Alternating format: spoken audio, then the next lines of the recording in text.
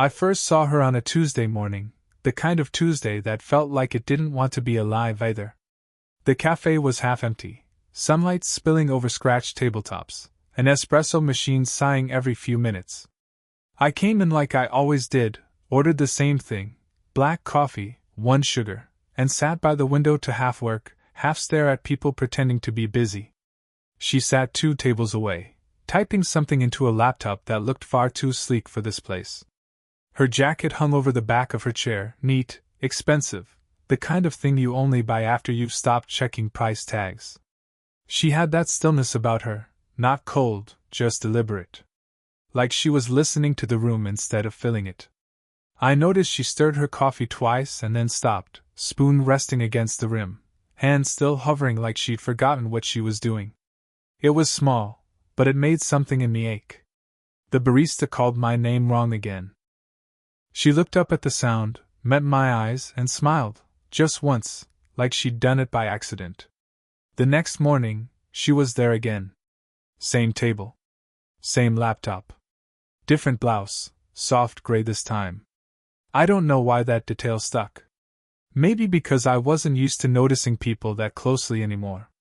When I went to order, she glanced up. "You always come this early?" she asked. Her voice was calm, low, but not forced. Like she didn't need to perform being friendly. "Yeah," I said, shrugging. "Cheaper than therapy." That got the smallest laugh out of her, barely there, but real. Over the next week, we built something that wasn't really conversation but wasn't nothing either. She'd nod when I came in. I'd leave her space. Sometimes we talked, about the music playing, about how the weather couldn't decide what it wanted. I started to notice little things, the way she checked her phone but never replied, the crease between her brows that softened whenever she was distracted, the way she always left a quarter cup of coffee unfinished. Once, I caught her staring at an email draft for so long I wondered if she'd fallen asleep with her eyes open. When she noticed me looking, she smiled again, the same quick, tired curve of her lips, and closed the laptop. That Friday, the cafe was louder than usual. A group of college kids crowded the corner, laughing too easily. She looked restless. After a while, she stood and walked past my table on her way out. I thought she'd keep going, but she paused. "You never told me your name," she said. "Evan." She nodded, filing it away like a small secret. She hesitated, eyes flicking toward the street, then back at me. "Mara." Her phone buzzed then, one short vibration. She looked down at the screen, and her face changed, not sad exactly, just heavier. "Work?" I asked, instantly regretting it. "Something like that," she said. Then softer. "Maybe I'll tell you next time." She left before I could think of what to say. Later that night, I sat at my kitchen counter, scrolling through half-written texts and unsent drafts, the kind you type just to see how they sound. One of them said, "Nice seeing you today." Another just said, "You look tired." Then, a new message lit up my screen. Unknown number. "Coffee tomorrow?" And I just stared at it, at the 3 words that suddenly made my quiet life feel like it had an echo. She was already there when I arrived, hair tied up this time, a loose strand resting against her cheek. She waved me over without thinking, like it had become routine, and I didn't question it. I just sat. The air between us was comfortable, but not careless. She asked if I'd eaten. I said no. She ordered a second cup and slid one toward me without asking what I wanted.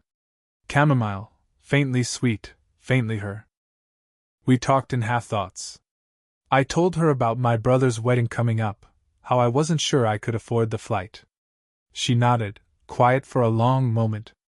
"People think money fixes everything," she said finally, tracing her finger around the mug's rim. "It just changes what kind of problems you have." Her voice sounded tired, but not bitter. Later, she mentioned she'd been engaged once. "Didn't work out," she said, like she was talking about a recipe that went wrong. Then she smiled, but her eyes didn't follow. I didn't push. Still, the words hung there, once.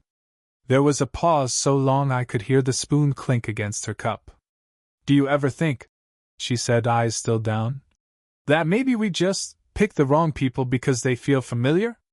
I wasn't sure if she was asking me or herself. Maybe, I said. Or maybe we just don't know what to do when the right one shows up too late. Her gaze lifted at that. For a second, the world felt too still, the kind of stillness that warns you something is shifting. She laughed softly after, breaking it. You talk like you're older than you are. And you, I said before I could stop myself, look younger than you sound. She smiled again, that half-amused, half-defensive curve. Flattery doesn't work on me. It wasn't, I said. Just an observation. There was no more laughter after that. Just the sound of her stirring her tea, though she didn't drink it. A week later, she asked if I could help her carry some boxes from her car. Just old files, she said. When I lifted one, I noticed the labels: company registration, board minutes, payroll. You run your own business? I asked. She hesitated. Something like that. Then, after a pause, he works for me now. My ex. I stopped mid-step. She didn't look at me. Life's funny, she added. You spend years trying to be chosen, and then one day, you're the one doing the choosing. We stood there for a second too long, the kind that hums with things unspoken. I handed her the box, our fingers brushing. She didn't pull away, not immediately.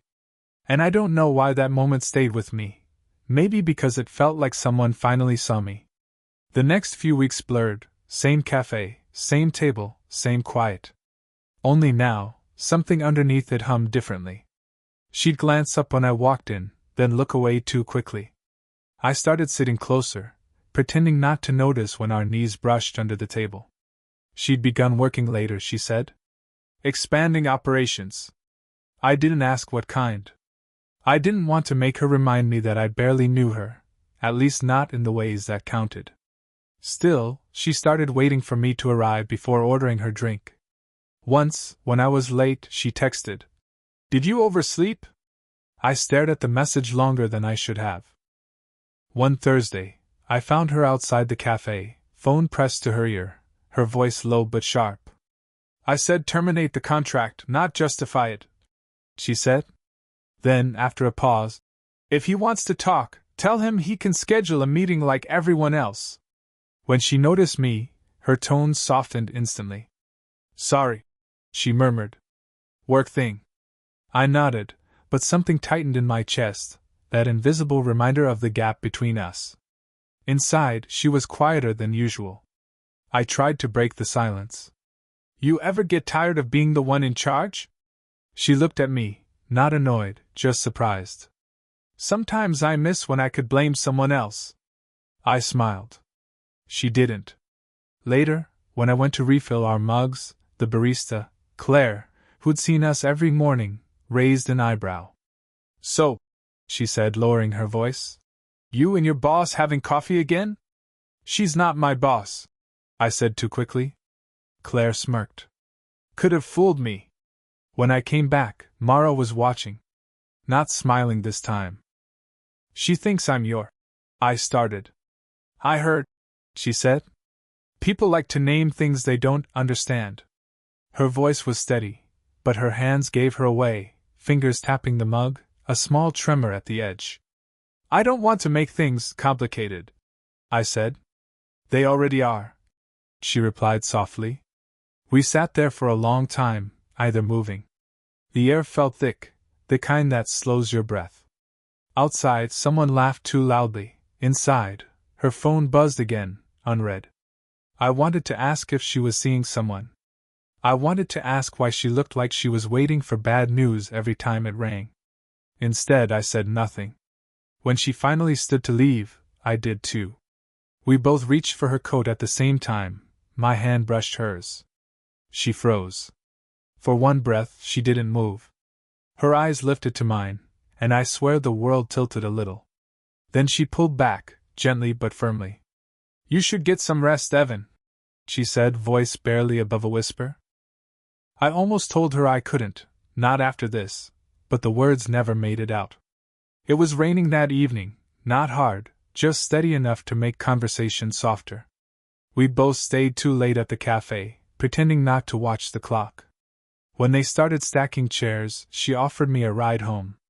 Inside the car, the world felt smaller. The radio hummed low, some old jazz song that made everything sound slower than it was.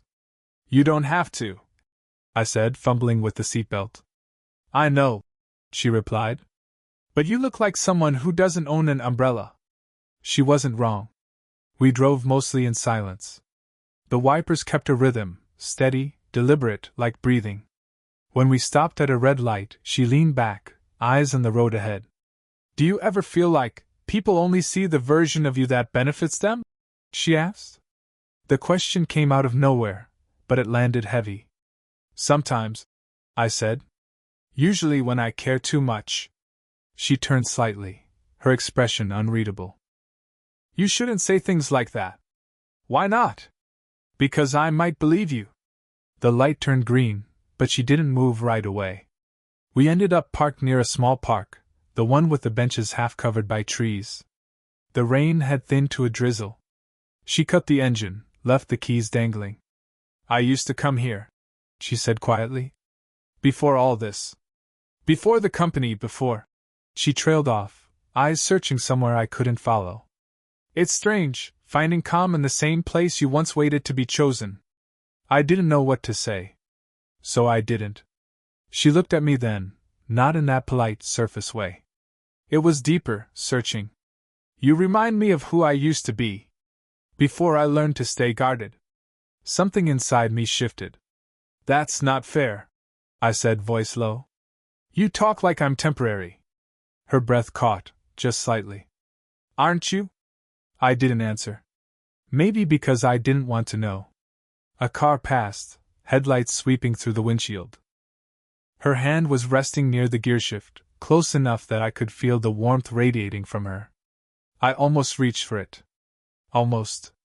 Instead, I said, "Does it bother you?" "The difference, don't." Her voice was soft but final. I started, then stopped. "You act like this doesn't mean something."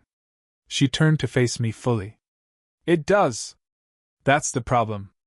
The words hit like rain on glass, quiet, relentless. Neither of us spoke after that. The world outside was a blur of gray and light, everything muted except the space between us.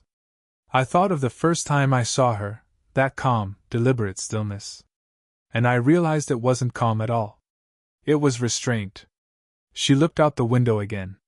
"Evan," she said, her voice barely holding steady. "What are we doing?" I opened my mouth, but the answer wouldn't come. And maybe that was the answer. The next morning, she wasn't there. Her corner table sat empty, laptop gone, chair tucked in, coffee ring fading on the wood. It looked like she just stepped away, except she didn't come back. Not that day. Not the next. At first, I tried not to notice. Told myself she was busy. The kind of busy that people like her are, meetings, flights, deadlines. But the cafe felt different without her. Like someone had turned down the volume on the world. Claire, the barista, noticed too. "Haven't seen your friend in a while," she said, wiping the counter. "She's not my friend," I answered automatically. Then softer. "Not really." But the lie sat wrong in my mouth. 3 days later, I finally texted her. "You okay?" Then deleted it before sending. I kept rewriting it, changing the tone, the words, the punctuation, like maybe if I phrased it right, it wouldn't sound like I missed her. By the 4th draft, I just stared at the blinking cursor and closed the chat. That night, I walked past the cafe on my way home. Through the glass, her table was occupied by someone else. Some guy laughing into his phone. It shouldn't have mattered, but it did. A week later, she showed up. Not at the cafe, at my office. I was working a double shift, managing stock for a mid-sized logistics firm, when she walked in wearing an expression that didn't match her polished clothes. "Your company's on our vendor list," she said quietly, like she'd rehearsed it. "I didn't realize until now." Her gaze flicked to the clipboard in my hand, then back to my face. You didn't tell me where you worked. You didn't ask, I said. I should have, she murmured. Then, after a pause, I came to meet your manager, but I shouldn't stay. Mara. She stopped me with a small shake of her head. I thought I could keep it separate. Us. This. But it isn't. Something in her voice cracked then, not loud, just enough to change the shape of the air. Before I could say anything, a man stepped out of the hallway behind her, tall, well-dressed, familiar. I recognized him from photos she'd once shown me without meaning to. Her ex. He nodded at her, all professionalism. You're late for the board review. And just like that, she was gone again.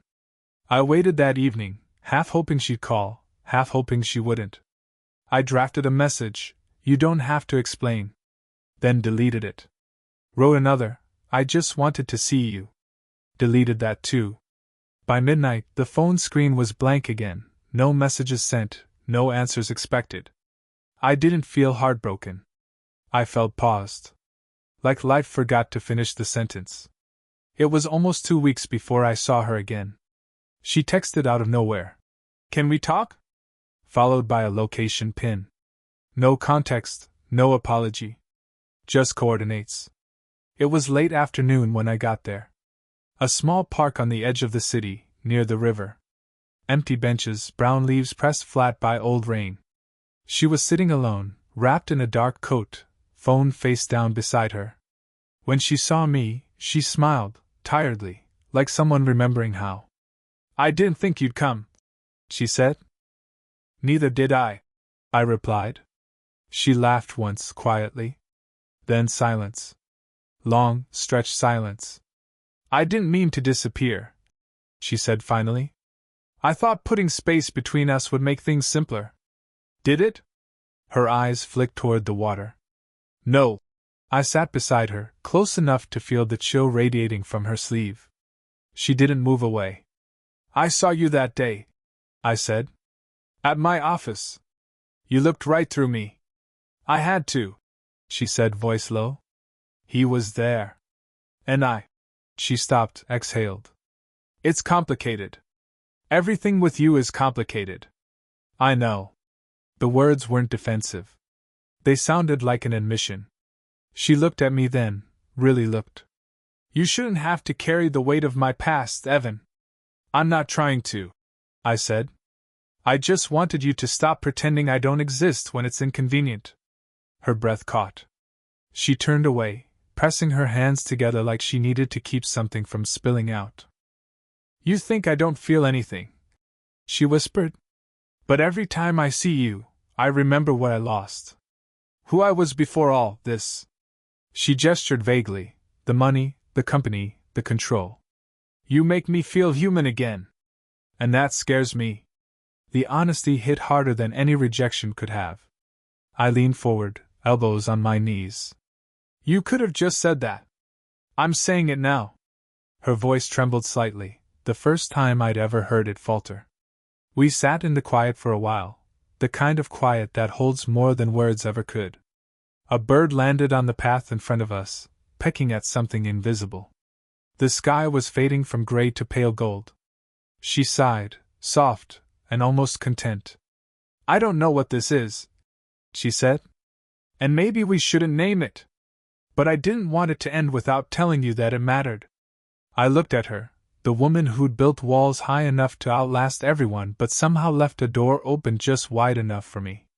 Okay, I said. It wasn't surrender. It wasn't victory. Just truth. She smiled barely. Okay. And for the first time in weeks, the silence didn't feel like a goodbye.